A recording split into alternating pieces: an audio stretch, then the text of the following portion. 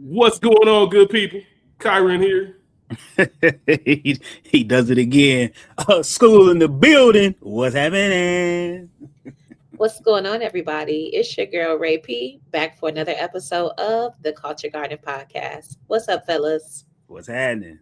Slow motion. What's going on? Hey, y'all. Just want to let everybody know I had a chance to see Ray P in person this weekend. Always a pleasure, always a joy. For sure. I knew she was going to be in town, and a lot of us, the college comrades. Shout out to the comrades. Shout out to the comrades. Got together, and shout out to the private room. The restaurant was trash, but shout out to the private room where we got to have some free conversations and cut up. Nah, the food was terrible. Yeah, it was awful. Yeah. But we had a good time. Yeah, and it was weird. Rachel never asked for nothing, but the manager came out, but then he acted like it wasn't about her food, and it was just weird. But like Rachel said, it was a good time. A lot of fun. Just really good to be around good people, good energy. You really don't understand what that does for your spirit if you haven't had it. You don't know you need it until it's there. It's like, oh shit, man, it just feels good to be around all these people that you haven't seen and break bread and all that stuff. So shout out to that. Same thing when I was just telling you, school, we was just talking about when I was back home for New Year's, just when me and you had a chance to go out and eat and just kind of just sit down and chill and just talk and rap and joking, all that shit, man. Just breaking bread, man, and just spending some quality time with people you love, man. It's really dope. It's really dope. For sure. So shout out to both of y'all for that and for instilling that in my life in the past month or so. I appreciate you. Yeah, I really needed that. I'm not gonna hold y'all. I was in Cleveland for one of my stores' baby shower. Shout out to her and them babies. Plural. Twins. But twins, two of them things. So I was prayers to her. Huh? I said prayers for her. Oh yeah, for sure. For sure. Sheesh. Yeah, so I was really happy to also be able to get with the comrades because I'm not gonna hold you. I'd be jealous of y'all little meetups. You be seeing those pictures on Facebook like, too envious. I'm not gonna hold y'all, especially because y'all be inviting people that really ain't comrades. But... Oh, don't say y'all. You know what? But whatever, it was good to see my people and get to love on y'all absolutely in person, because from a distance I hadn't realized it. I have not seen like Adam in person since COVID. Oh wow. Yeah. Wow. Yeah. It's funny you say stuff like that. We're gonna get to the show, y'all. I know y'all probably thinking like, who are these people y'all talking about? Right. But I will say you don't realize how, I don't want to say take for granted, but I see Adam all the time now, like because of that, and just making sure we're intentional about getting together. So you don't think about it. But before I moved to Cleveland, I probably hadn't seen Adam since 2017. Yeah. You know what I mean? So it's kind of crazy, man. Shout out to the comrades once again. And before we get started, you will be listening to this episode today. If you're listening to it on release day, got to give some shout out, got to give some love to your favorite member of Alpha Kappa Alpha Sorority Incorporated, Rachel Proctor. It is their Founders Day. Make sure y'all show some love. I might have to edit that one out. My fault. Make sure y'all reach out and show some love. And for sure. Happy Founders Day. Shout out to that. All who serve. Absolutely. But now that the pleasantries are over, I want to thank y'all, the most important piece of this podcast. We appreciate y'all for tuning in.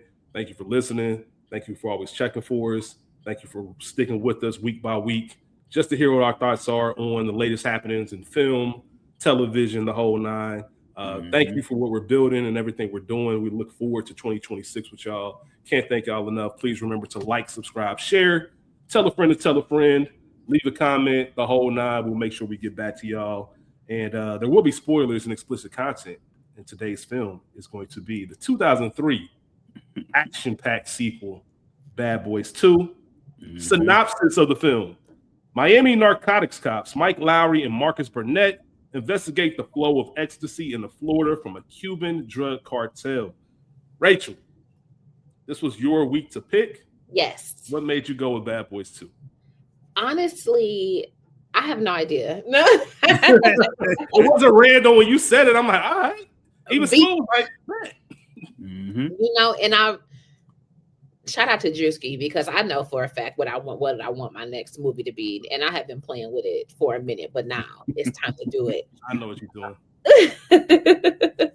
But I don't know. I was trying to think of things that we hadn't done, and if you know, I was recently on Childish Grown-Ups, and in some of the pre-conversation, Mo and I were talking about us having a slew of movies to still get through, and I'm like, damn, did we do this? Damn, did we do that? And so I just landed on Bad Boys 2. I really was gonna do 4, but for real, I feel like if we gonna do them, we might as well hit them all and hit them in order, even if they're spaced out. So that's fair. Yeah, That's fair. I appreciate that. I think the only time we didn't do that was Friday. We still haven't done the original Friday, but we've been everything else I think we've done in order of it coming out. So all right. Yeah, I like the explanation because I was wondering, like, what made you go with Bad Boys 2? So I'm happy you did it. And shout out to Mo, shout out to Childish Grown-Ups. Mo was actually on the original Bad Boys episode. For sure. So go ahead and check that out in the archives. This film was released in theaters July 18th, 2003. It will be turning 23 years old this summer. That is incredible. Fucking crazy. Directed by Michael Bay. Screenplay written by Ron Shelton and Jerry Stahl. Ron Shelton has a history with sports films. So actually, if you see the Dan Marino cameo, that was his idea, his making, just kind of in his blood to have a sports cameo in there. Had a budget of an estimated $130 million, almost $100 million more than the original. I mean, it made $273.3 million worldwide, $46.5 million opening weekend. It opened up number 1 in the box office. The rest of the top 5: Pirates of the Caribbean, The Curse of the Black Pearl, The League of Extraordinary Gentlemen, number 4, Terminator 3, Rise of the Machines. Actually, Michael Bay was going to direct Terminator 3, Rise of the Machines, but turned it down to direct Bad Boys 2. So it's funny, both of those movies were in the top 5 at the same time. And then Johnny English was number 5 that rounded it out. It was in the theaters for 16 weeks, and it was number 1 for only 1 week, which is that's insane. We'll talk about that when we get to first experiences, because I remember this film like yesterday.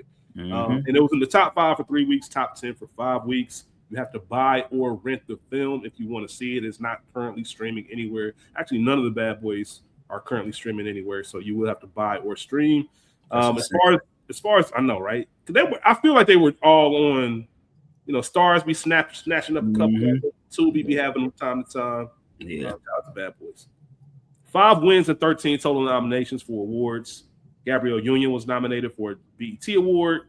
It was nominated for 3 NAACP Image Awards, Outstanding Motion Picture, Actor, and Outstanding Supporting Actress. Also nominated for our peoples. Shout out to Black Reels. It was nominated for Black Reels for the best soundtrack. It's funny because that sound out school. I don't know if you remember how much I used to play that soundtrack. What? We used to play that soundtrack. Come on, bro, stop it. It's crazy now, revisionist history, because Shmushmatty had a lot to do with that soundtrack. Yep. Because what? Shmushmatty, he had a lot to do with that soundtrack. But when it came out, that shit was jamming. That joint with Nelly, all of that, Shake Your Tail Feather, and all of that. You can see. Go ahead. And I was gonna say, I think I don't know if I talked about it. I feel like on the episode I might have said this is probably elite, if not the last, but one of the last great movie soundtracks. Like, I say around 03 was around that time, because you had the Barbershop soundtrack, which is slept on. That was a really good soundtrack. And I'm sure there were a couple more sprinkled throughout. But I remember you had a Friday After Next, because it had that Ali on it. I don't Friday After Next. Ooh, I forgot. Be without you. Yeah. Players Club soundtrack. All that. Shout out to Players Club soundtrack. That was my shit. I got a funny memory about that, but it's the off-screen Lord have mercy. It did. Let me ask y'all this. All right, so I'm rounding out these awards. It won a Stinkers Bad Movies Award. All right, similar to a Razzie. It won a Stinkers Bad Movie Award for the worst sequel, which is interesting. It's interesting in my opinion. So I don't know if y'all know this, but Bad Boys 2 is the lowest rated film in the franchise from audience. It's got a 24% audience score on Rotten Tomatoes, which is the lowest out of all four of them. And I want to get y'all thoughts. Well, before I even do that, let's get your thoughts. What are your thoughts on that? Where do you rank these films? Like, if you take all four of the franchise, how do you rank them?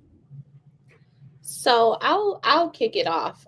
I don't 1000% disagree with that. Mm-hmm. So if you recall, when we did Bad Boys 1, I was going on and on about Bad Boys 2 being my favorite in the franchise. Mm-hmm. And maybe some of that is nostalgia. Yep. And 2003, baby, I was outside. Hey, listen, that's part of it. We're gonna talk about it. We're gonna talk about it, Rachel. Yep. 2003, I didn't have my license because I couldn't go to driver's ed because I was on punishment. But hey, sounds Rachel about right. Rachel was the most punished nigga in nigga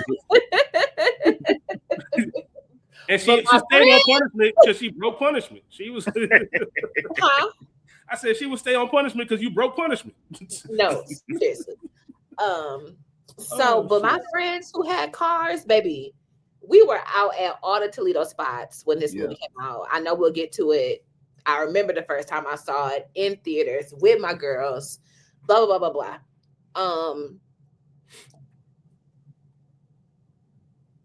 Bad Boys 2 is long. Mm-hmm. It's long as fuck, unnecessarily. Actually.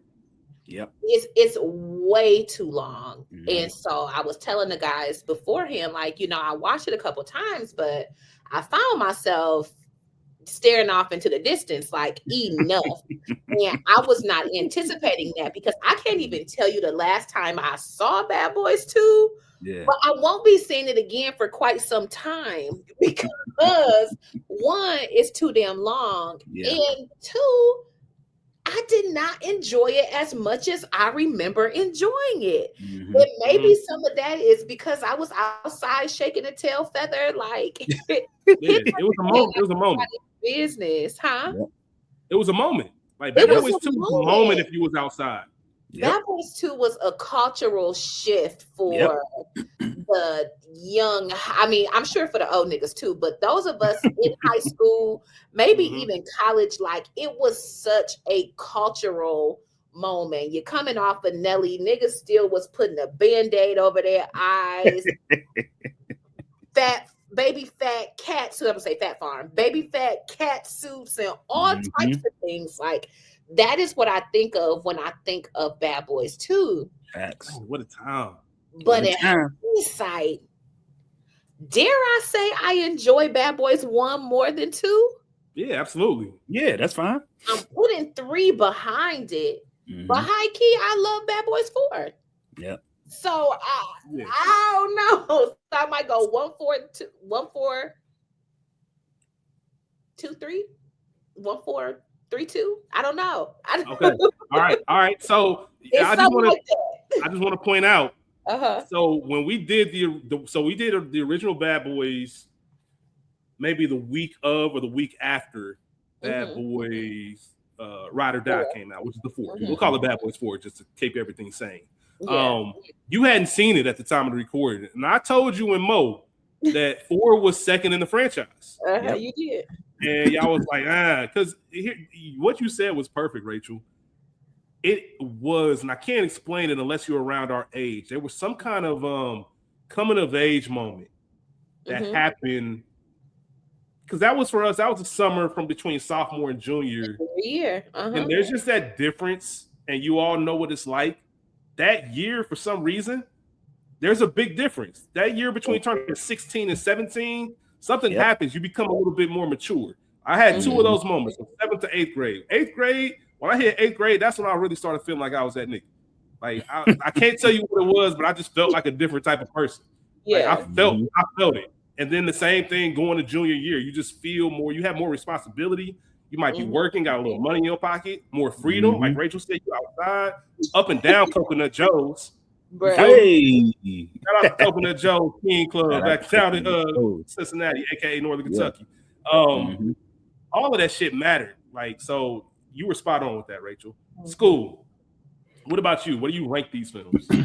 I'm gonna go 1, 4, 2, 3. Yeah, I'm with y'all on this one. Here's my problem that I feel like that people don't give this movie enough credit for is this movie is the beginning of the outlandish action movie, like your Fast and Furiouses and just things happening in a movie that just doesn't make sense. Like where you're like, okay, come on, what the fuck is this? How did this happen? How does this even make sense? Now, if you take off your thinking cap when you watch this movie, it does become better. It is too long. I agree 1,000%. It's way too long. But some of the action scenes and things that just where you're like, what the fuck? Like if you take off your like when you watch Fast and Furious 19 and the niggas is driving in the air in Mars, that type shit is because of this movie. This was the beginning of that shit, and it doesn't get the credit it deserves. Nah, that's fair. That's fair. I'm in agreement with both of you. Rachel hit it on the head. It is 1, 4, 2, 3. And School, you hit it on the head, and that's something that I wanted to say about this film. For one, I think it's one of the best action. It has one of the best action scenes, probably of the 2000s, and you maybe even argue the 2025 or of the since 2020 of the past 25 years. Excuse me. Also, while we all agree that Bad Boys 2 isn't as good as a movie as we remembered it, there's an argument to be made that maybe the first 45 minutes to an hour of this movie is the best moment of the entire franchise. And I think that's the part that kind of gets us. The fact that it's too long, they lost itself somewhere in the middle of the story. Because when you look at the beginning of this film, it's scene after scene after scene after scene. Like you look up and it's 35 minutes in and you at the Zopound chase, which is, like I said, an incredible action sequence. And then you keep going, but it's like the blueprint too of films in a sense. Like it's just too much going on. If you take a couple scenes out, you turn this into a low-key classic. And it's a little bit different. So the soundtrack and the cultural moment that came behind this mixed in with, we hadn't seen these two iconic characters in 8 years. And there was so much teasing of will we ever get Bad Boys again? And they finally came back.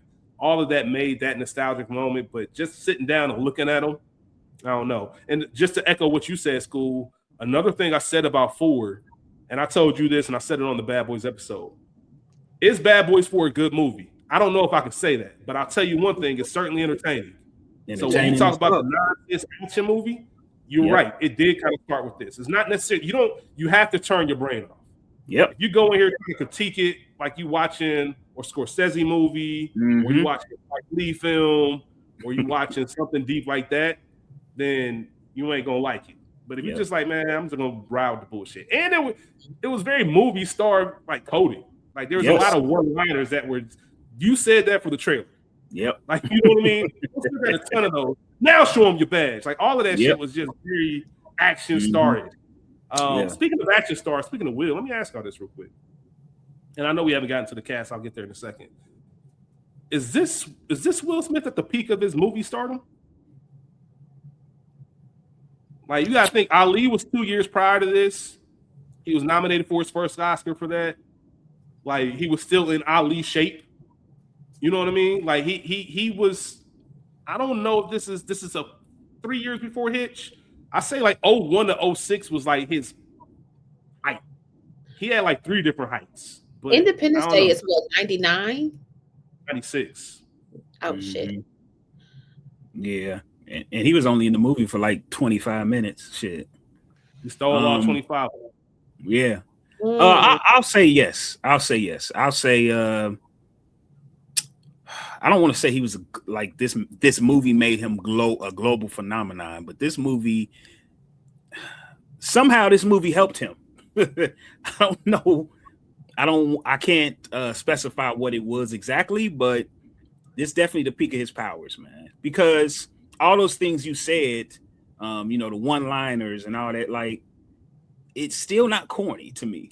Like, it's still Will's still cool as fuck in this movie. It's something about when he becomes Mike Lowery that he turns it on, man. This is I want to say this is when this character became super iconic. Like where it was like, okay, he is as cool as we thought he was from the first one. Yeah. What you got, Rachel? I totally agree, School. That's what I was gonna say. And I love Mike Lowery. I love swaggy ass, cool ass fucking Will Smith. I like cussing Will Smith. Me too. Me too. Period. It's something about it that is just different. And even we talked about it on Bad Boys 1. You know, this is him shedding that quote unquote good boy image. Now y'all see what the fuck is really going on. I'm Will Smith. I'm Mike Lowery. And I really, really appreciate that. So I think you said it helped him, and I think that it really did, but I might say Ali started that, and then this might have tipped it, you know? So I 100% you spot on, Rachel. So obviously you have these Fresh Prince years, and Bad Boys is a part of that. It falls in those Fresh Prince years. And then you have that at the tail end of Fresh Prince, literally you have the Men in Black, you have Independence Day. So now I'm a movie star. How is this going to go? Like, we know I'm famous, but how is this going to go? You got Wild Wild West, which is a flop. You have Legend of Bagger Vance, which is what the fuck you on. And then you have Ali. Shout out to Will, but then you have Ali, and he bodied that role. He just ran into a juggernaut of an Oscar year. You're going up against Denzel, you're going against everybody in that year. So you don't walk away with it. Then you have Men in Black 2, back more on your movie star shit. Then you have Bad Boys 2. Then you have I, Robot. Then you have Hitch. Then you have Pursuit of Happiness, I Am Legend, Hancock. And I think that's where it stops. And then you get into 7 Pounds, actor Will Smith. I'm trying to be a thespian. I'm trying to take these more serious roles. But the movie star, like just movie stardom, that was it. 2001 to 08. Like you couldn't tell Will. And it started before that, but you couldn't tell. He was a whole different. It was undisputed. I'm the biggest Hollywood star. You can argue in 97, 98 and all that, but once Ali and them came, no questions. Yeah. And I was gonna say shout out to him too for sticking to what he said as far as his bag. He noticed that sci-fi was always the movie to go after if you want that box office shit. And he tried and tried and tried and tried, and then again he switched it again and was like, you know what? I really do want that Oscar. I'm about to get in this acting bag, like thespian bag. It's over. And shame on me for forgetting to mention one of my favorite Will movies, Enemy of the State from 1998. Enemy of the State. Sure. Like Will, what that nigga, man. Shout out to Will. Yeah. And I think we all agreed when we did Focus as well. Just Will Smith being a movie star. I just talked about this with Brad Pitt and F1. Will Smith being a movie star is the best version of Will Smith. That's why Hitch, I think, is. We'll have that conversation when we do it. I think Hitch might be the best rom-com since 2000. Like, I mean, I had to sit down and really look at a list, but it's probably my favorite rom-com. You love Hitch. I love Hitch. Probably part of the reason we ain't done it yet because I love it so much. Yeah. But all right, man, that was a good conversation. Shout out to Will. Shout out to his movie stardom. As we talk about the cast, this is the last movie in the franchise where Martin Lawrence gets top billing. Martin Lawrence plays Detective Lieutenant Marcus Burnett. Will Smith as Detective Lieutenant Mike Lowery. Gabrielle Union as Sid Burnett. Jordy Mahler as Johnny Tapia. Teresa Randall as Teresa Burnett. Shout out to Teresa Randall. I hope she's doing well. Missed her in the last one, but always been a fan of hers. And you got Joey Pants. Shout out to our dog, Joey Pants. Captain Conrad Howard, which is a real big scene stealer in this franchise every single time he makes an appearance. Got to ask you, we kind of touched on it a little bit. Bad Boys 2, classic or not? It's a classic. It has to be just because of what it did for the culture. For sure. It's a classic. Yeah. It's a classic for sure. I can't disagree with that. As far as the origin of the film, so really the only thing I'll say about this is this was originally supposed to come out in like 97, 98. We obviously know there was an 8-year gap. After Bad Boys, there was a script already in place. They got a director. I can't remember his name. It's the same dude that did Shanghai Noon and Marmaduke. That's of any interest to you. But yeah, I know. He did another movie too. I can't remember what it is off the top of my head, but they weren't pleased with the script. Like, everything was greenlit, but the script just wasn't hitting like that.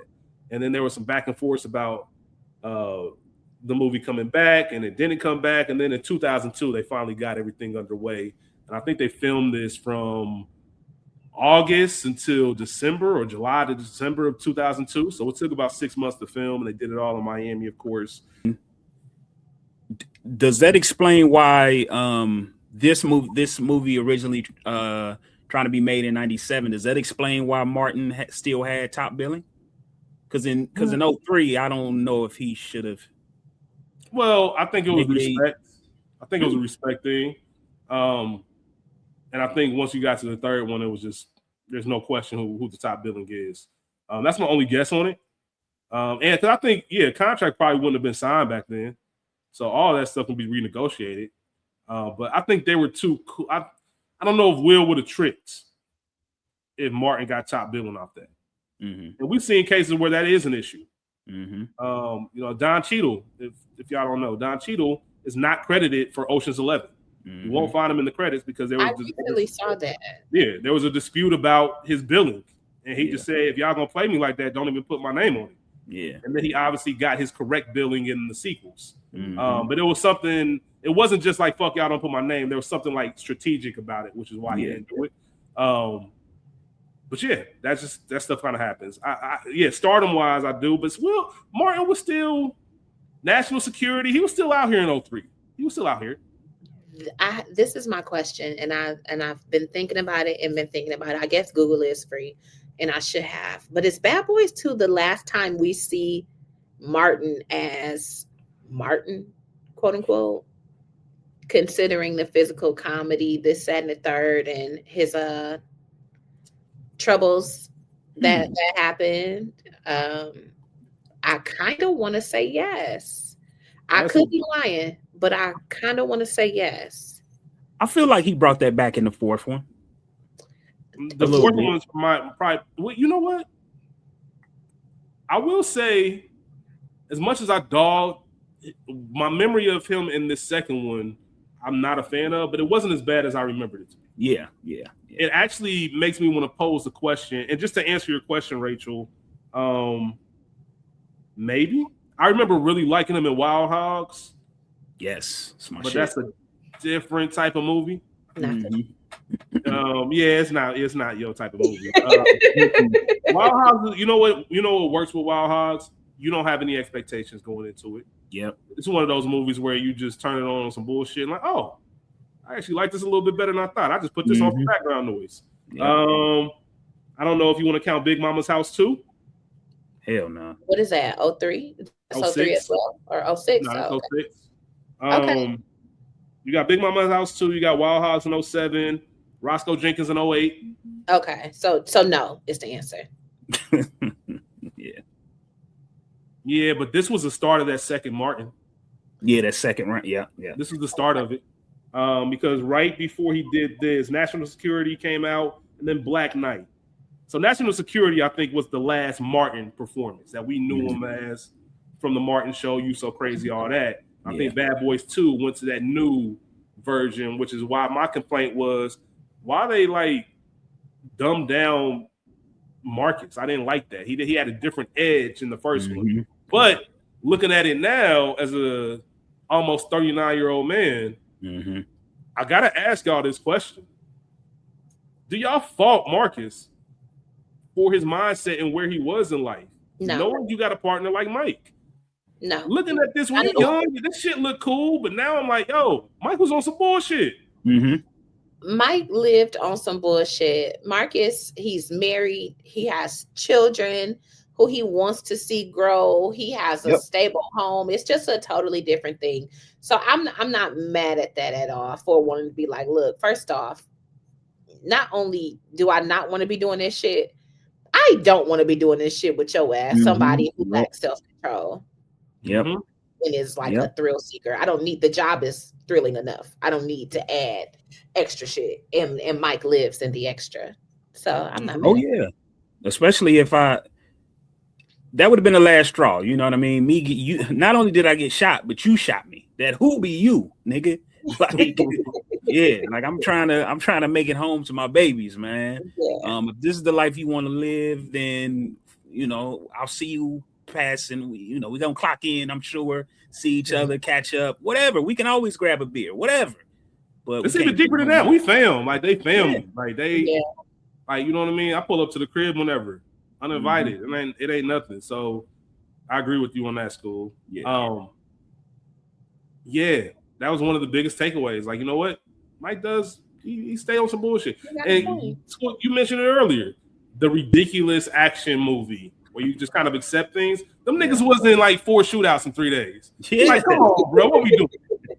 Like, not just any like pew pew, like the big that cop down there said, "Get the world down here." Hey, he said, "Get the world down here."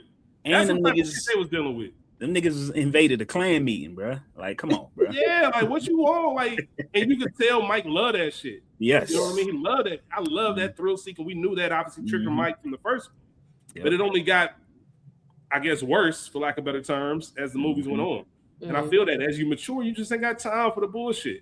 Yeah, just ain't got time for it, man. And on top of, I got people to live for. So, one day, and this is just something. This is random. This is something Rachel mentioned that I want to really dive into. We're gonna really have to have a conversation about the coolest movie character, because Mike Lowery's up there. Like, if we did a bracket, Mike Lowery would be a 1 seed. Oh yeah, easily. Like, I have to think about who else would round out those other 3 1 seeds, but Mike Lowery might be the coolest movie character. I'm gonna agree with you. I hate that you said that, because now I'm gonna be sitting here thinking about who was as cool as who's cooler than Ice Cold. Now my mind is even doing it, and I got to get back to the episode. But we're gonna have to have a conversation about that one day. March is coming up. Maybe we'll do a bracket. Maybe that's dope. Cool movie characters and kind of have a bracket to see who can crown that. Frank Lucas. I was gonna say Mo Better Blues. Easy. Oh, a few of these might be Denzel. Like, I was about to say, Lonzo. I don't know if Lonzo. So you're part of the cool factor is I want to be like this person. Like, I don't want to be like that's your definition of cool, nigga. All right, fair. But I'm just saying, for me, that's part of the cool factor. Like, I just don't like cool to me is like I fuck with that nigga. Like, Lonzo a piece of shit. He just fascinating. Nigga, stop it. Don't act like I mean, as you get older, yes, things do change. But in 2001, 2002, Lonzo, you would have definitely been kicking it with Lonzo. Nah, I wouldn't have. I fuck with. Don't get me wrong. I fuck with this movie. I fuck with Lonzo. Fucking with Lonzo. I wouldn't fuck with him as a person. Like, I wouldn't like kicking it with the drug kingpin of the city. Yeah, them type of people. We had this conversation on Good Earners. Like the Tony Sopranos of the world, you understand why you would want to get a beer with them, but you have to know them from childhood before they like you. Like, as a grown adult, meeting him as a friend, because too much goes with that. But if you knew him growing up, if I knew Alonzo growing up from the neighborhood, even though he on some bullshit, I still kick it with Alonzo. But here's the thing too. I mean, not to keep going into this, but here's one of the things about a person like him is he's a narcissist. He's going to convince you, just like he did. He's gonna convince you. I don't need to be convinced. He gonna convince you that he's straight. Like, I'm a cop. You ain't even gonna think that way you can stop there. I ain't fucking with you, bro. No, I'm like them Philly Black Panthers. I don't know if y'all saw that video. Anyway, let's talk about first experiences. No, Rachel, we talked about being outside. Remember your first time? For sure, outside. I was trying to think if I saw this at Franklin Park on Secor, or the actual Franklin Park Theater at the mall. I cannot remember which one, but I do remember being in it. It might be Secor now that I'm thinking about it. But yeah, me and the girlies driving down Monroe, 7:30 show, because you don't want to go to the late show. We wasn't allowed to go to the late show. 7:30, maybe a 9:30, but anything after that is Top City. You can't do it. Can't do it. 9:30, you ain't. By the time preview's over, you ain't getting out of there till 12:30. Exactly. So it might have been like 7:30. had to call the movie channel. I don't know if y'all had that in Cincinnati. Come on, man. Stop it. Aside from the newspaper, young folks, where times were printed weekly or daily, there was a line that you could call to get the movie times. Write it down. Yep, absolutely. Have to write that joint down, or if you missed it, you got to wait for them to say it again. Write the times down and go from there. I remember when they updated where you can hit star a pound to go back and forward, and we thought that was something. Like, oh shit, man, that's crazy how we used to really navigate shit back in the day. School, your first experience.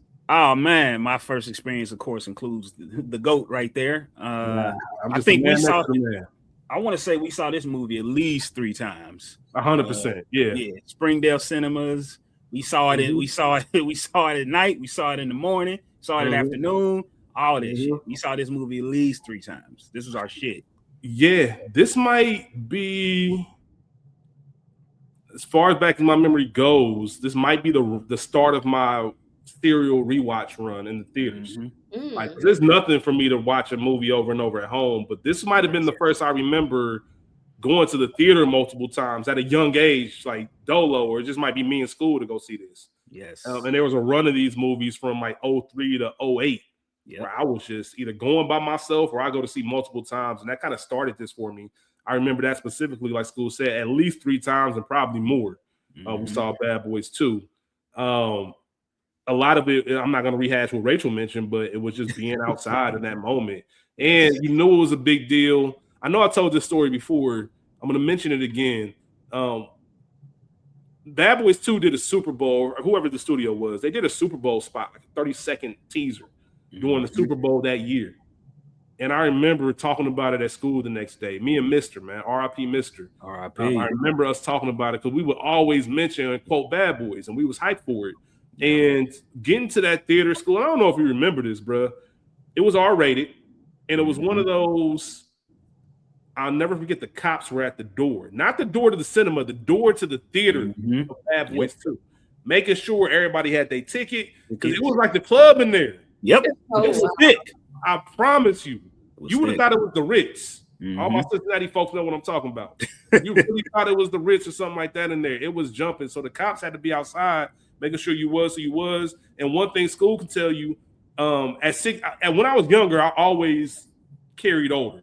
Like, I would be 14, people think I'm 19. Like, I don't know what it was, the way I carried it, whatever the case was. So there's a lot of shit me and school could get away with because people would think that I was old enough to be where I was supposed to be. So when them cops was checking out like tickets and stuff, they just looked at me and was like, "Oh, this dude, he must be the 18 or older nigga for this nigga." And they just go ahead and let us in. Let us on in. It was one of those experiences. And one last little tidbit: this is before assigned seating. I was about to say it. You can wind up standing up early. You and your people might be split up. Yep.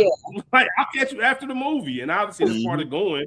You want to experience that with your people. So it was just one of those. It was probably one of the most memorable movie. Not probably. It was one of the most memorable movie experiences. Yes. But like literally might be top 3. Yeah. Like I just remember that. And this is before cell phone. You was living in the moment. And yes. Oh, what a time, man! Shout out to Bad Boys 2 for bringing that back. Bad Boys 2. Yes. Let's get into the movie, y'all. So Rachel, I know this is your pick. I'm sure I know where you're gonna start. Welcome back. Happy New Year, Culture Garden. Let's start with the opening. You know how we do. Same shit. Not the opening, but literally once we get to the drug break of the Klan, a drug bust of the Klan rally, because again, it had been 8 years since the original film, and you may remember that they was always into some shit and not necessarily getting it wrong or not necessarily getting it right. But what a way to remind us that for as good detectives as Mike and Marcus are, sometimes it just doesn't curl all the way over. The information isn't quite accurate, and you know, blowing things up. And I actually kind of love the callback to that in 4 when they are escaping and they end up with the rednecks. I don't know if we should say that, but when they're in there, Reba McEntire. I immediately thought of this scene when that happened. So shout out to the opening and Marcus and Mike getting into some shit. Yeah, And as always. Go ahead. What you about to say, Scoop? My bad. No, I was gonna say as always, shit. As always, yeah. As always. It's Rachel, you said it was a great reminder of where they are, and where we left them. And this is one of those scenes. Sometimes I see things and I want to see the scene before the scene. The scene we would never get to see. I want to hear the planning and the conversation. Who brought this idea to who? Who said we're gonna go undercover as Klansmen to get this bus going? Like, I want to see how that transpired. But it was a hell of a way to bring these characters back. Even the music, like the score of it, some of that music felt 2000s. You don't even get that anymore. For sure. So all of it fit the theme, and like you said, you're just excited to see Marcus and Mike back. You get to see in this one scene where Marcus is mentally. You already know, like, I'm not even like, come on, man, let's talk to him, let's do that. He wasn't like that in the first one. Yeah, so you're going to get a different version of that. You know, Mike just took it up another level. He just went, all right, we're gonna go all the way there if we're gonna do it. And they always find themselves out. They always find a way out. So shout out to this scene. Shout out to obviously the hilarious moment where we shot him in the ass. And you can really see, as I said earlier, it's just frustrating, I guess, to be Mike's partner. Like, bro, like, you shot me, my nigga. Like, and you can't even do me the decency to tell me you shot me. Like, you trying to bullshit like it's my fault. Like, bro, come on, stop it. So, shout out to, and I know we didn't talk about the opening, but I will say I do like how movies like this kind of give us the drug plan. How are you bringing these drugs in? And coffins, and y'all got parachutes in the coffins. Like, all right, my nigga, all right, cool. I see where this is going. This how y'all doing it? Yeah, I know, right? Somebody shot you in the ass. And who don't want to see Klan get shot? Facts. You feel me? I think that was very interesting. It's telling us for real when you think about it. We ain't playing this shit safe. Michael Bay going all the way in, bro. You know what's funny about this now? As you look at where we are with technology, and you look at the generation factor, right? So there's a whole new generation that don't even know what Bad Boys is. But you can take a screenshot of one of these white power. That could be somebody's dad, and like, Klansman, and spread that shit around the school, and wouldn't nobody do no research to see that this is from the movie. That's just silly. School. What's your scene? What's your next scene? The next scene I have is the Cuba car chase. So if anybody got anything before that, the Cuba. Which car chase? When they find out Sid is working with the feds. Would that happen? Yes. Okay, I do have something before that. Go ahead. So I want to talk about Marcus's home and us meeting Sydney for the first time. Yeah. I thought that was a really important. First, we get that home life. I'll say it right now when we talk about things that bother you. I don't like when movies do the family matters effects. Like when you just got kids missing. Like you gave us 3 kids in the first one. Give us 3 kids in the second. Yep. You know what I mean? Like I know it's a small thing. It really don't matter. You can get away with it 8 years later. Yeah. But he had 2 boys and a girl in that first movie, and now it's just 1 boy and 1 girl. At least mention that the oldest is off to college or something. Give us some kind of acknowledgement. Once again, I didn't remember that. You said what? I didn't even remember that. Yeah. He had 2 kids. 3 kids, 2 boys and a girl. Okay, got it. The girl was the baby, and the 2 boys. Because Mike was talking to him, telling him the story about, you had a date, Uncle Mike. Ooh, let me tell you about this one. And they both told. Remember, they both told on when they seen their dad on TV. Man, keep that shit playing. Yep. Mom. But meeting Sydney, and we find out. So one of the things about this, I mentioned earlier how Bad Boys 2 was originally going to come out in the late 90s, and they didn't like the script. And they still had struggles with the script throughout, and they brought somebody in to help. And I forget who it was. My apologies, but Michael Bay was even hesitant. Like, I don't know. But he was also a director, so he kind of knew how to help directors and how to get out of jams. One of the things he did to make the script a little bit more simplistic, which is kind of ironic in a sense, is he gave these main characters a secret to hold from each other. And that just kind of kept the story. That was part of a B plot, C plot throughout the film. So in this film or in this scene, we know right now that Marcus is cool on Mike. I ain't trying to be his partner no more. And then right after that, we find out that Mike is fucking with Sydney, which is Marcus's sister. And they neither one of them know, and it's very obvious. Like they go out of their way to make sure that we know this is secret from the other. Yeah. Whether it's Mike's reaction when Sid mentions it and the way he's looking in the kitchen, or the way Marcus's dialogue is set up to explain to Teresa, like, yo, I'm not trying to let this get out. So it's very obvious and very clear, and that keeps it going. So all of that is actually a big part of this, the driver of this film, you know, outside of the action sequences and things like that. Because as we mentioned, the plot ain't even, it's whatever, man. This movie could have been about whatever, which they learned from that in the third and fourth one. Yeah, they said, fuck it. We're just going to do some cool shit and let these niggas be cool and go from there. So yeah, shout out to that. And we do find out, this transitions right into that next scene of, we find out Sid does more than push papers. She's actually working for the DEA as an undercover officer. So that just ups the ante even more. I don't really have much to say about that scene itself, but I did want to mention it. But now we'll go back to U School, the Zopound drop, which I don't know how many of y'all are familiar with Miami culture. This might be the most realistic thing in the movie.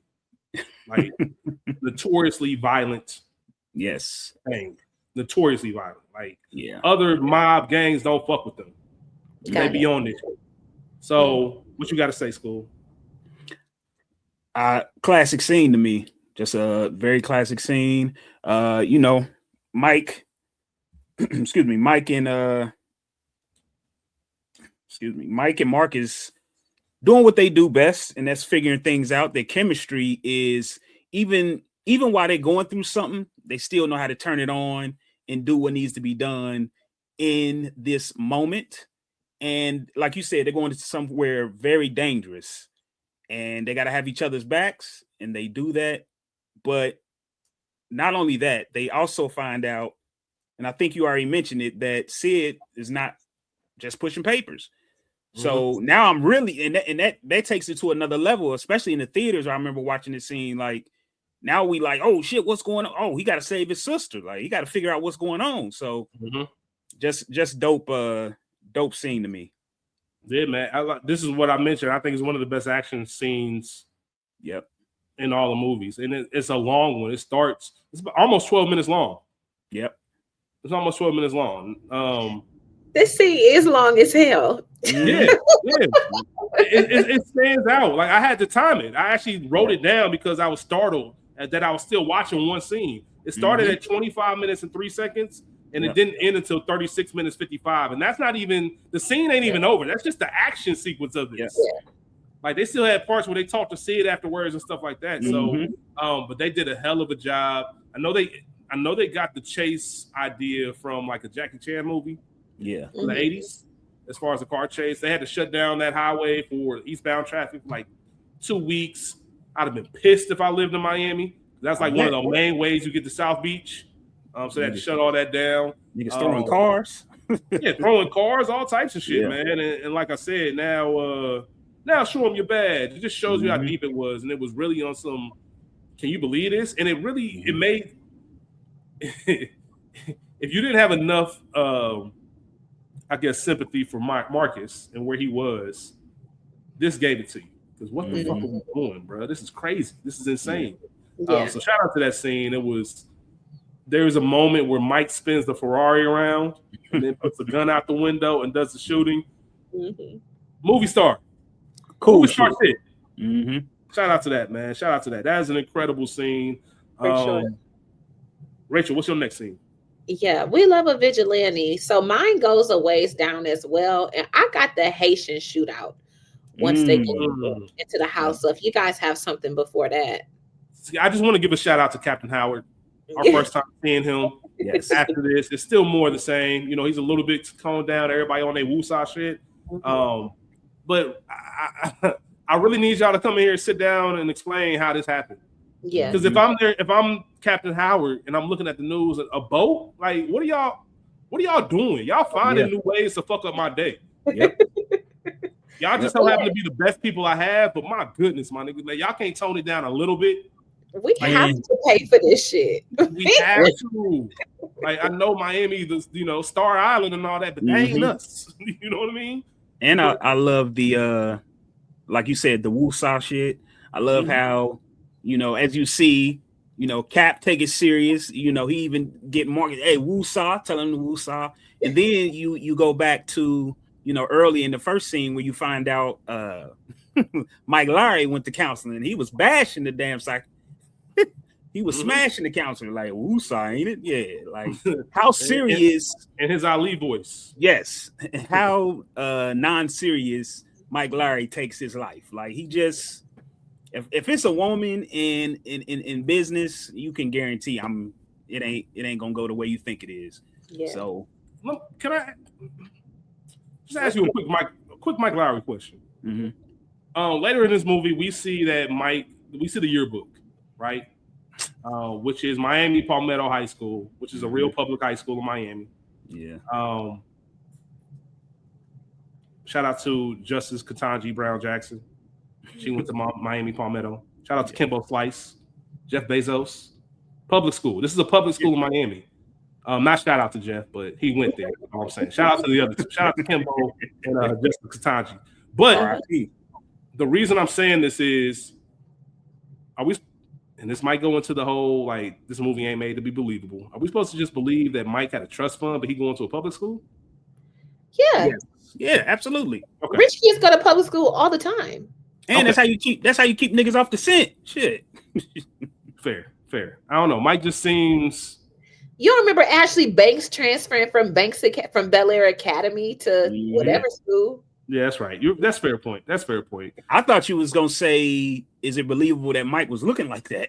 Nigga, look wild. I think so. Yeah, glow ups are real. Like, everybody there's plenty of people, they don't hit their peak until well on into life. Yeah. So that nigga act like he been that guy. That actually explains why his ego was big. Like, when if you ain't have it at that age, then I don't want to say overcompensating, but yeah, you turn it on a little bit more. You mentioned, Rachel, I'm sorry, the pink house. Yeah. Okay, yeah, let's go ahead and get into it.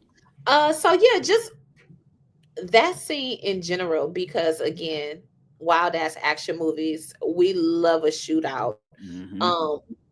Even though we know why Mike and Marcus are going to the house again, something about these two, something's always gonna go left. And be it Mike being trigger happy, Marcus hesitating, not really meeting the moment, and then I have to overdo it because you bullshitting.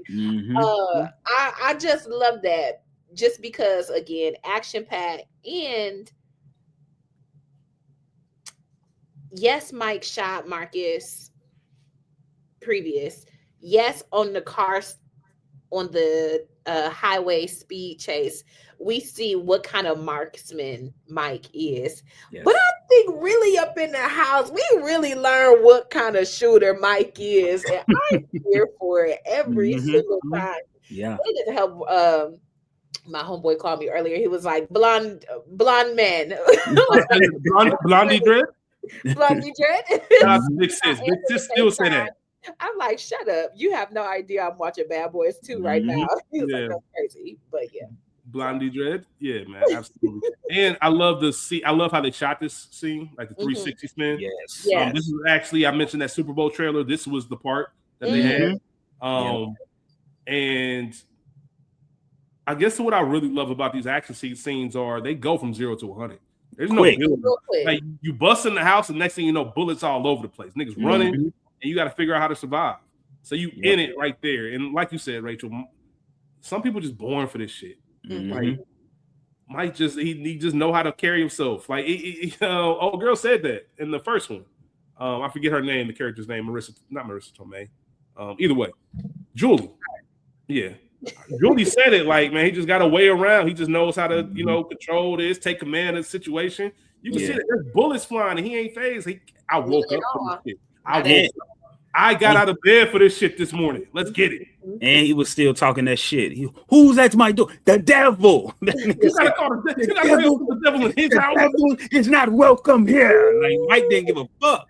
Man. And that dude that got shot that said that, or not him, excuse me, but the dude, you shot my brother. His death was so dramatic. I loved it.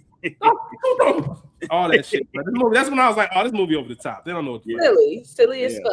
Silly and to do that, school, you just reminded me of like who's at the door, the devil, nigga. Don't play with the Haitian spiritualists. That's what I was gonna say. Them Haitians don't play.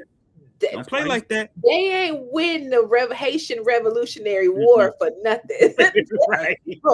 Don't play with them and their deities now. Okay. That's why that quote is one of my best quotes. Like, you gotta call yourself the devil in his house. Stop, not me. Nope. Micah, he a line stepper, he a button pusher. Like, he wants to do everything he can to make sure you know. He said, "Nigga, a bullet look bad for your extensions." And then once again, Trigger Mike just killing all the witnesses. Nobody can say anything, which actually kind of leads me to my next one, that video story. Just one of those silly hapstance. Like Judd Apatow was called in to do some rewrites on the scripts. Okay. And he included like Seth Rogen and Paul Rudd. No, Paul Rudd wasn't part of it. It was Goldberg, Evan Goldberg, I believe. Yeah, Evan Goldberg. They were assisting with it. And I always wonder, I don't know which scenes they wrote on, but I always wonder if it was stuff like the video story. That seems like something that seems like a scene out of Knocked Up or 40-year-old version.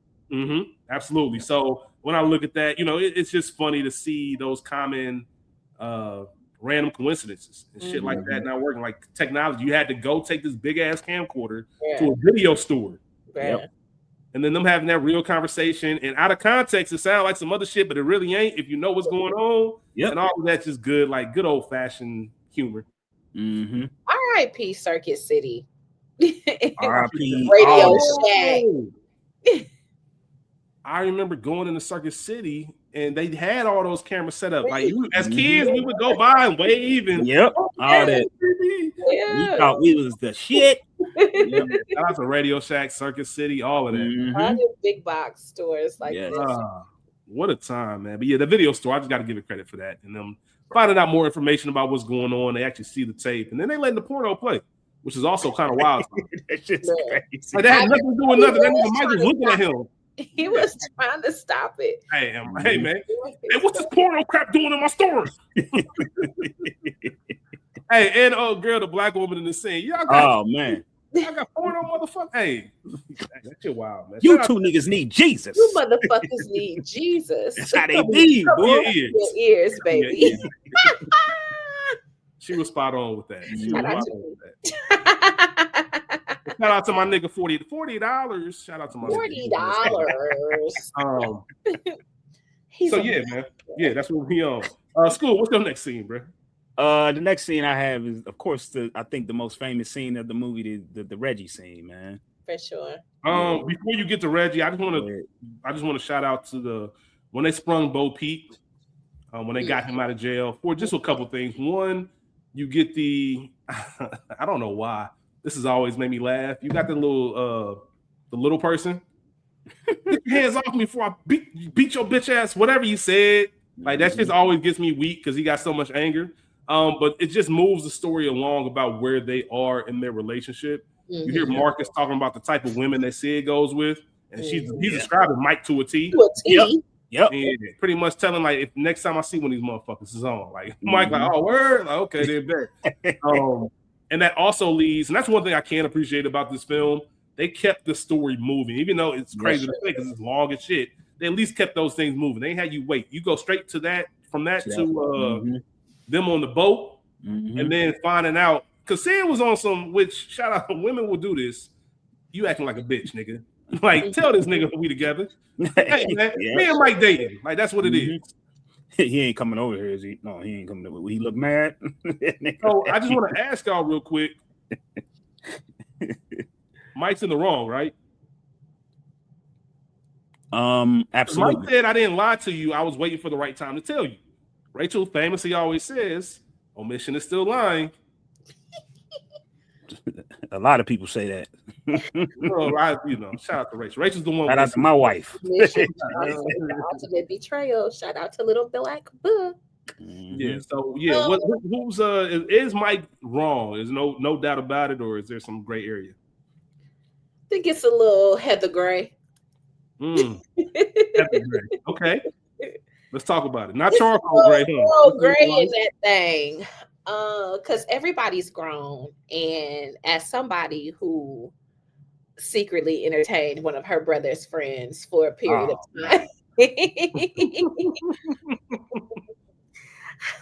I can understand when a nigga's fine, he's fine. Okay. Wrong, and they're grown. They're grown. Yes, they are grown. But here's the problem. It depends. He knows Mike. Yes, it depends. Is this something real? I caught up with you while I was in New York. Teresa set it up. Teresa knew. She probably the one who told you I was coming. Okay.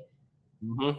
I know you as Marcus's little sister, but here we are in this place away from everything and everybody we collectively know. And I'm looking at you, it's like, oh, this isn't Shorty Doo-Wop. This is a woman in front of me. You know what I'm saying? And we get to vibing and moving. Yes, we're talking. Maybe it goes all the way. Maybe it doesn't. I don't know. Did something happen? Probably, but something happened. Yeah. I was about to say nothing happened. Nothing happened. That's my Hey, every time I said, never mind. Let me stop. Go ahead. Yeah. For sure. So I think it just depends. I know that your brother is gonna have an issue with this in general. Because of me. Because of you, very reminiscent of Overton's sister in Living Single when Kyle came to her and maybe they hung out, but even there, that was nothing, quote unquote. And now here we are. We're back. Consider the time frame of this. New York was New York. Marcus had likely already put his bid in to transfer from being Mike's partner. Now we're here. I've been shot in the ass. It's all this shit going on. I'm actively telling Teresa, like, look, Chop City. I can't tell him yet, but it's a wrap. Mike knows he's already in the doghouse with Marcus from shooting him in the ass and getting him in even more ridiculous, dangerous ass situations. I'm not telling somebody who's not feeling me that I popped your sister. Yeah. Now is not the time. Yes, I owe you a conversation and we will talk about it, especially because your sister is your sister and not just a bitch in New York that I met. Right. We gonna talk about it, but you said also have to understand, you know your brother, but I know Marcus. I can't come to Marcus with the bullshit at this current situation. I want to see you at the hotel later. I know you're not staying here. I'll come by. We'll talk. I'll even walk it down for you as to why me and your brother are currently in the situation that we in. But I want to tell him we can talk about it, but I ain't telling them today. Not like this. Not while we ain't cool, for real. I like it. Yeah. I've never been a fan of the patrolling who people like date, talk to, cool with anyway. Like, that's y'all business, whatever. Like, I think it says something about me being friends with somebody that I think is that much of a dog that I wouldn't want them to fuck with my peoples. I know, everybody got some dog in them to some degree, but not to the level where I think, regardless of Mike's ways, he's still a good dude, all intents and for all intents and purposes, right? Like, still, he means well. Let's put it like that. He means well. Good dude might not be it, but he means well, right? To him is what? Yeah, I'm about to say. I can understand it, but also, like, what am I going to do about it? Right? Nothing. Yeah, exactly. So I don't see the reason to be angry or mad. Like, y'all gonna do what y'all gonna do. Either I'm gonna be right or I'm gonna be wrong. Yeah. Either you gonna find out what I was saying about this nigga, or y'all gonna work out. Either way, I don't give a fuck. That's y'all business. Or you find out that you don't know your sister like that because you only know your little sister and not a woman. Facts. Straight up. That's real. That's some Clearly, real shit. she's a liar.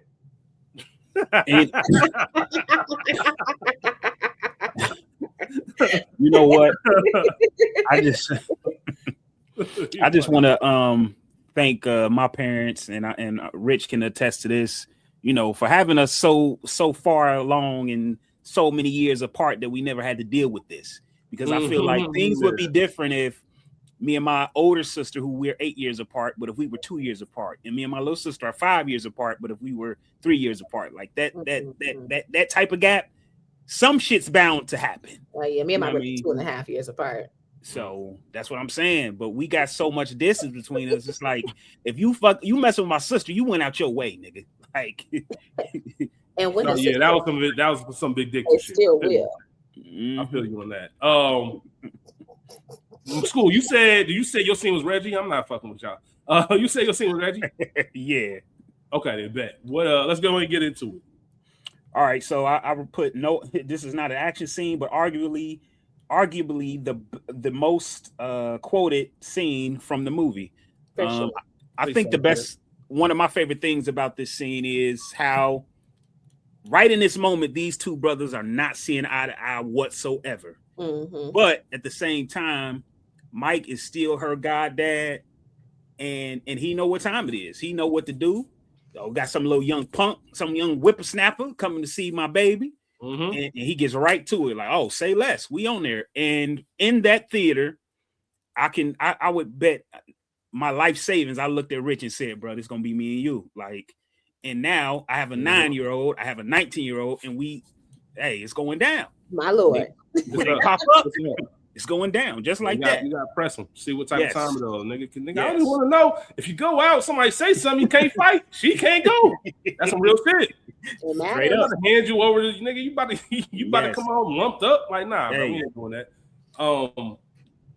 You said something, School, that over time is what I appreciate the most about this scene. Obviously, shout out to Reggie. I think he has 2 of the most iconic scenes in the franchise. Oh yeah, the 4th one and the 5th one. But back, you hit the nail on the head of why this scene really works. It's not necessarily the humor of him running to the door. It's like we ain't even fucking with each other like that right now. Nope. But we still family, and that's what happens. Like we can separate the shit when needed.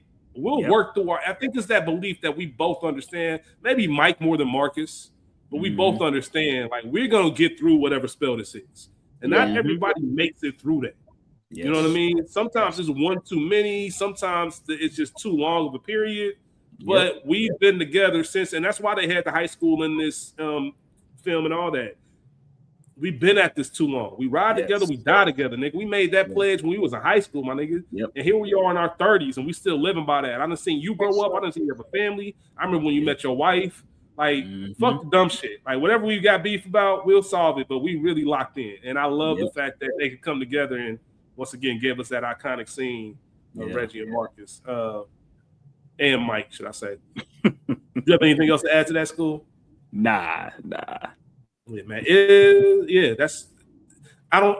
Just for people who don't know. So, the actor who played Reggie, as soon as he got on set, the very first thing Martin's security said, don't look Mr. Lawrence in the eye. Like, they fucked with him on purpose to make him scared.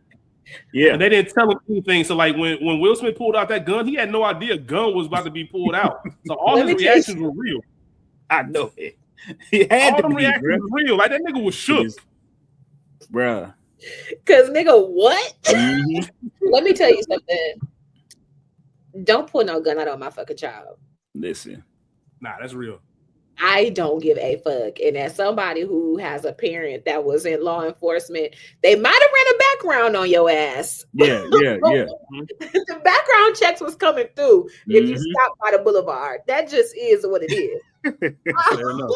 Whatsoever. What nobody pulling no guns on nobody's children. That's nuts. Hey. Y'all are pulling the gun. Wow. I remember that scene. Just bruh, couldn't breathe watching that scene, bruh. Yeah, like missing some of the shit that he said because we were still just laughing so loud. And the whole theater was laughing. The whole theater was laughing. And that is wild when you think about it. This nigga's up the strap. And they say he was a cop. I'm thinking this nigga really out of jail. He got the cognac in one hand. Nigga yoked up. Yep. Nigga talking about you ever made love to a man you want to, nigga? Like, what? Matter of fact, we're not even going. I'm calling my mom. I'm calling my dad. Okay. Hey. I'm calling my people. And I love the fact how we opened the door. Who the fuck are you? Like, nigga, I ain't here for no pleasantries, nigga. Reggie, who the fuck is Reggie? Classic scene, man. Classic scene, absolutely. I only have 2 more scenes in the movie, which is, I'll just tell you, Marcus being on X, and then also the last 25 minutes, which is like the big chase to get Sid back and all that. Do y'all have anything else besides those 2? I got the morgue, which I think goes into Marcus on the X. Yeah. And then last. I put the last 25 minutes. Yeah. Like the rescue scene, the Cuba rescue, all that, how they ended the movie. So let's talk about the morgue scene. I know you mentioned that part. What you want to say about it, Rachel? So just shout out, because also I know usually maybe this happened in real life, but transporting drugs and money into dead fat bodies is horrible, but also insane. Use your brain powers for good. But shout out to them finally getting that observational warrant or whatever it's called to go in and just see, because yes, again, this is coming off of us wreaking significant havoc again in the city of Miami. We asked Cap, he said no, somehow we still made this shit work. We get it. We see dead bodies, and again, we are quite long in the tooth, but formaldehyde fucking stinks on cats, pigs, frogs. I cannot imagine the smell in an animal, in a human body. Shout out to all of the mortuary scientists, because ain't no way our case is fucking with them damn bodies. And that just is what it is. So we get here, we figure it out, we find the drugs, dig a little deeper, we find the pills, we find the bags of X. Why that bag wasn't sealed better, I don't know. But again, movie magic. Mike lifts it up. Marcus has his glass prepared for water, because again, if you smell something that stinks, you need to take a drink, because what the fuck? Well, are you taking a drink inside with the body? No. Like, No. Yeah. No. But movie magic. But movie magic. We got to move this plot along. We got to add a little funny, because again, Martin, physical comedy. We need the laughs. We need the funnies. And here it is. He unknowingly takes 2, not 1. 2 of them things. But 2 of them things. And the rest is Martin. They let Martin be Martin. It's Martin. You have a Captain Howard. Go ahead. You ever just sit back and touch your leather? Like, what? Like, and that's the thing, too. Once again, the friendship aspect is one of the most important parts of this whole franchise. Not just the fact that they're cops, they're also real friends in real life. And the job didn't bring them together, life brought them together. They chased their dreams together. So we've all been with our boys and like, what you on, bro? You good? Like, you straight? Very subtle thing, but I also like when we're reminded of who these characters are. Like, these are police officers. They're trained, like, they're natural investigators. Like, there's a moment with no question, no hesitation. Like, you didn't even know this nigga had a flashlight, and all of a sudden just whip it out and look at this nigga. It's like, you bugging to the point where I gotta see if you own something. Like, I put everything together. Like, did the residue get on you somehow? Like, what's going on? And let me just check to make sure, because you acting weird. and I realized, oh, did you take some of that X, nigga? Like, and we going to the captain's house. Yep. And like 2 a.m, them niggas trying to show up. This nigga had his finger in his face, nigga trying to bite it off. And I don't know, man. Just the way the nigga Martin walking in the fucking like all that shit, just pure. Nigga put the robe on. Nigga was fooling, bro. Yeah, man. Couldn't get an erection. Now he has an erection. Call Teresa. Take me home now. Take me home now. I feel that. Right now. Everything. Just comedic genius. Yeah. Like, that's the one reason. If nothing else, Martin makes you laugh. That's and another thing that's I guess a running thing in this movie is they can't do anything without tearing some shit up. Mm-hmm. They cost the city some money in every scene, even that scene. Run this to the shit now. Like ain't no cop in the world that good. Yeah, not at all. To excuse that, you gotta do something else with your life, bro. There's no way. Every time you touch the street, you cause millions of dollars of damage. And the nigga y'all chasing sue the city every 9 months and wins. Like nigga, fuck y'all. Yep. Everybody badge is gone. Yeah, that shit is crazy. Hey, we'll let the Zopound run the city. Police department shut down. We ain't got no money, man. We broke. Nigga, I'm broke. Shout out to Brandon. Hey man, we might do lottery ticket next. I'm with it. But I mentioned the last 25 minutes, so we really like this is when Sid is in the house, and then Tapia finds out that those aren't the gangbanger homies, which that shit irked me the whole movie. Yeah, the black gangbanger homies. He finds out that they were really cops and that she might be in on it, and obviously they take her to Cuba. Yep. So you're like, what the fuck? That's even in itself is wild. Yep. And then like you have to break use the Coast Guard to kind of get into Cuba, have this elaborate plan, get all these people underground. Somebody happens to have a cousin over there or a brother that works with he's inside and connected, and we concoct this plan in about 2-3 hours. Yeah. And go ahead and say, my sister, it's bullshit, but it is a great way to end the movie. For sure. As far as just like everybody, the good guys win. Yeah. The great action sequence with it. That house. So Johnny Tapia's house in Cuba. I think it's called the Bird House or something like that. It's actually in a different part of Florida. It was the property was in ruins. The coke air, somebody dealing with not cocaine. I know it's Miami. Coca-Cola. I'm like a coke air. Yeah. One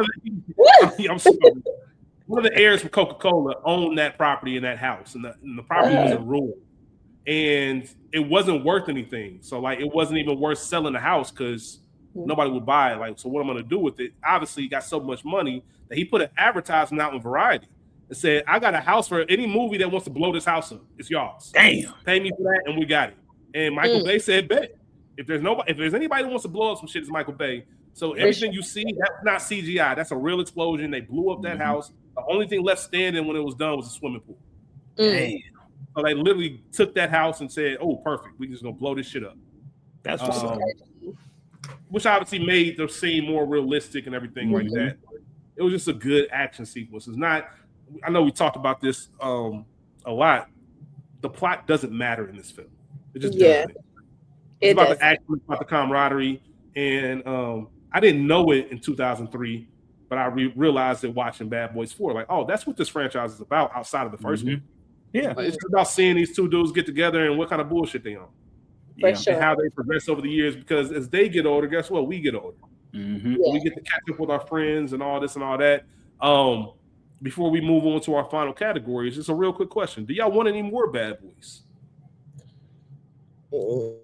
I think we're good. I'm okay with one more. What would the story be? It don't matter. The plot don't matter. The plot doesn't matter. I would love to see maybe Marcus becoming the captain and I'm a movie magic. Yeah, Marcus becoming the captain and him having to deal with Mike Lowery, maybe putting him on a different pedestal. Ooh. Like could it change that dynamic of him being like, yo, you I gotta suspend you this week, nigga. You fucked up this and that, and I don't know. I like what you're doing, School. But I'm gonna make Mike the captain.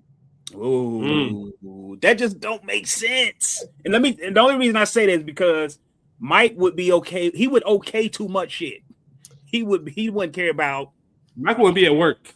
Single reckless Mike is too much shit. Yeah. Mike matured, married to his wife. That's a therapist, I believe, or some sort of doctor, whatever the fuck she is.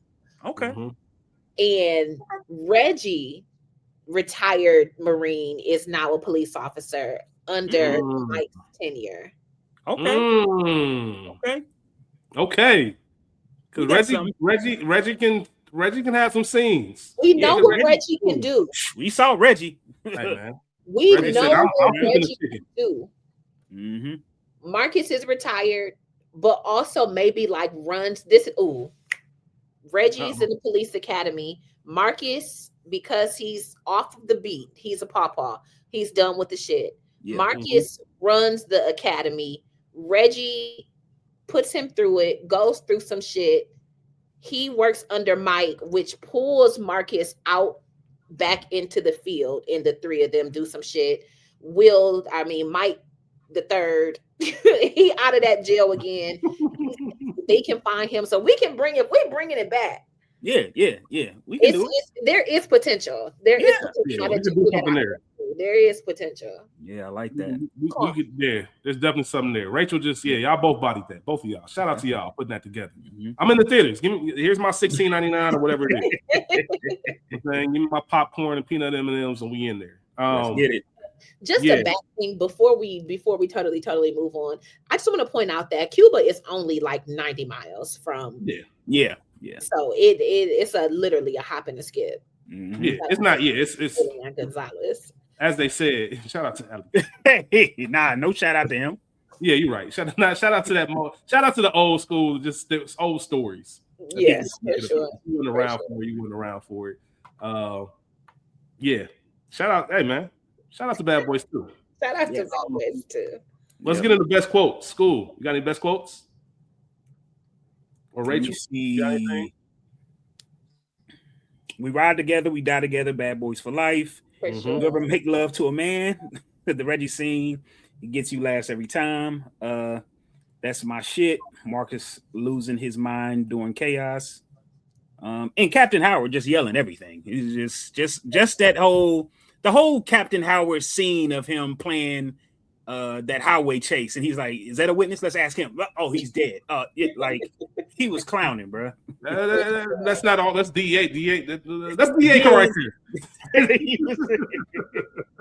And then just Mike kept trying to get his car fixed after Marky shot it up. Like nigga, nobody told you to drive your personal car here, bro. Yeah, we got police cars.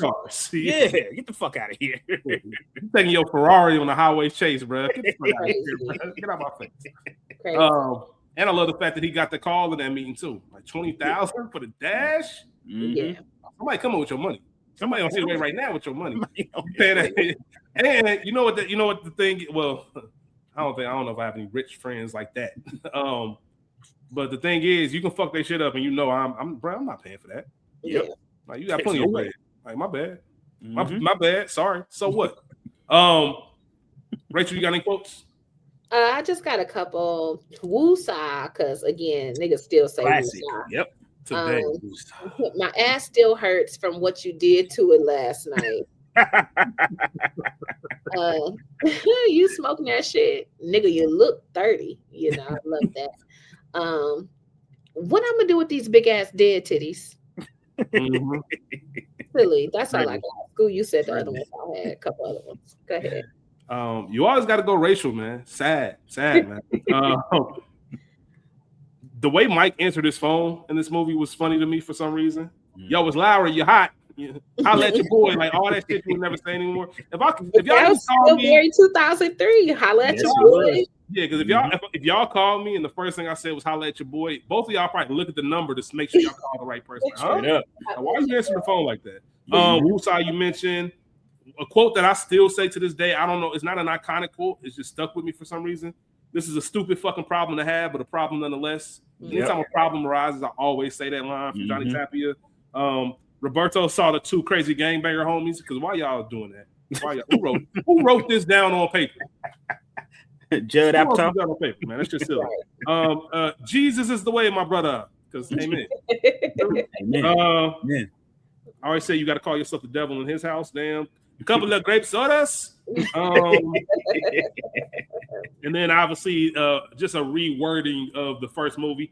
Now that's how you're supposed to shoot. From now on, that's how you shoot. That's how you shoot. Obviously, he said it in the drive. So those are my quotes. Scene still. Any scene still in this movie? Captain Howard, man. Yeah, Joey Pants. Yeah, I think you kind of have to. And at first, when it started, I wanted to give it to Gab just because, but she didn't.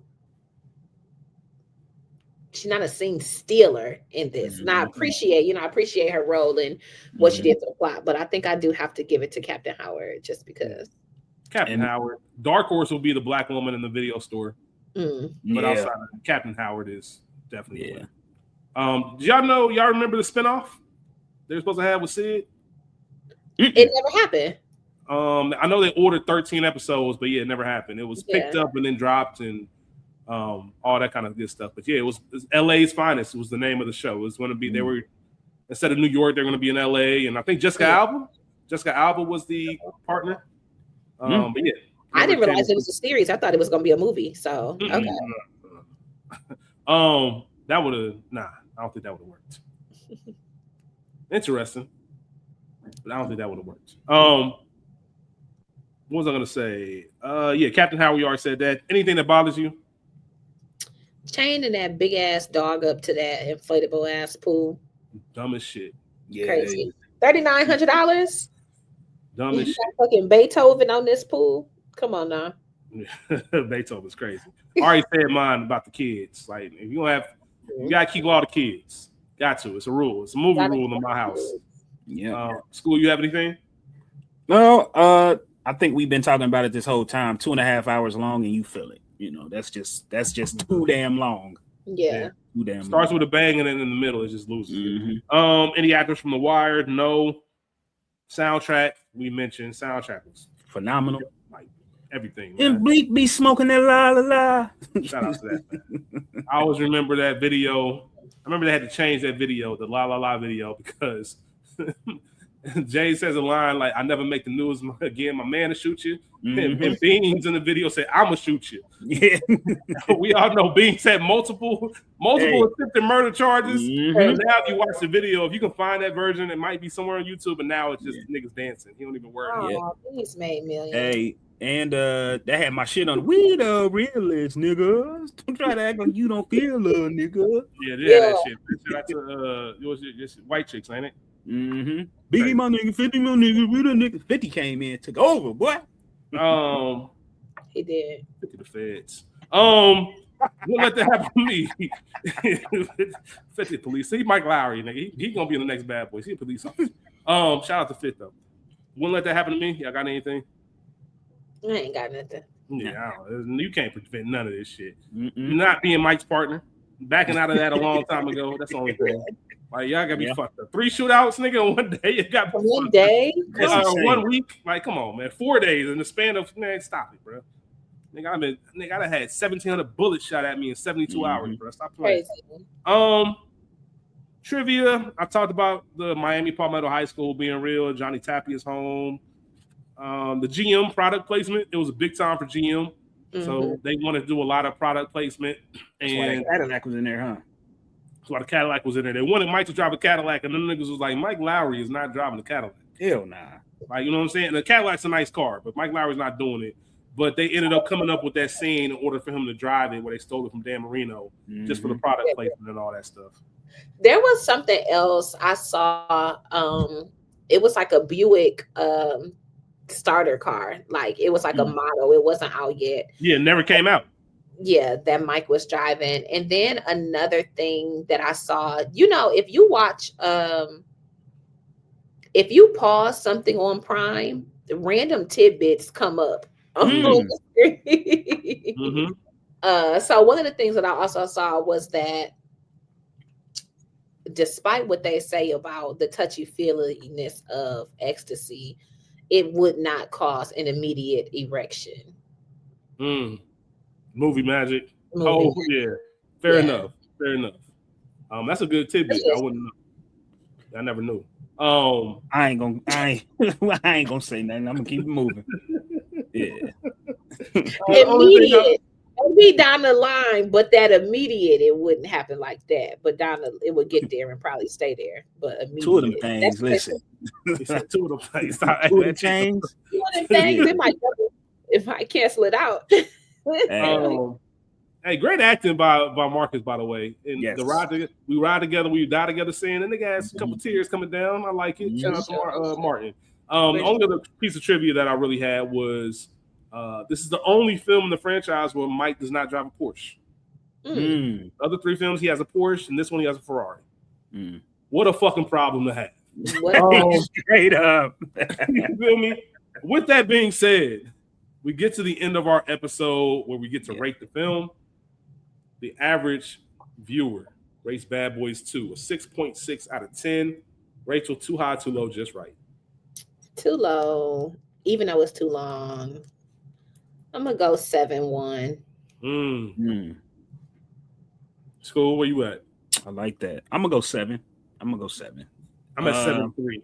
Go ahead, my fault. Go ahead. No, I was just gonna say, man, just for the impact, man. And again, if you wasn't there, it was a big deal, man. Like I said, we watched this shit at least 3 times in theaters. At least a moment every time, man. Shout out. And you just had a whip. You just got your whip, so it was really on the flow. Like, come on, bro, we want to see Bad Boys 2. All right, I'm on. Let's go.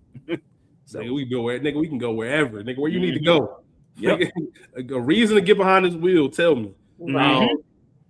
I was gonna go 7-1 with Rachel, but I went 7-3. The only reason I'm going 7-3 is because I have no idea where I'm gonna rank 3 and 4. And I want to give myself a little wiggle room. I at least know all of them are probably 7 or above in my mind, in my heart. Yeah. So I want to give a little wiggle room just in case I do like this one a little bit more. And I got to look back to see what I gave Bad Boys. I probably gave it something crazy like a 9 or something like that. But yeah, shout out to Bad Boys, man. Shout out to the franchise. Rachel, shout out to you for choosing this. Yes. Love a good mindless watch. Like just for the action. So shout out to you. Shout out to the cool movie characters, man. We timestamped this shit, y'all. So if we hear any fucking podcasts about cool movie characters, man, we coming at you. I'm telling y'all right now. But now we really do appreciate y'all for tuning in. Thank you for listening. Thanks for watching. Thanks for riding with us. We'll be back next week with a new episode. I know School will have a new episode of his pod soon. We got y'all. We'll be back. We'll have a January recap probably in early February, and then we get things kicking off with a couple shows coming back next month. So yeah, a busy year. And we look forward to having y'all with us the entire way. Let's get it. We'll catch y'all next week. Y'all be cool. How y'all be cool. Peace. Bye. We out. Yo.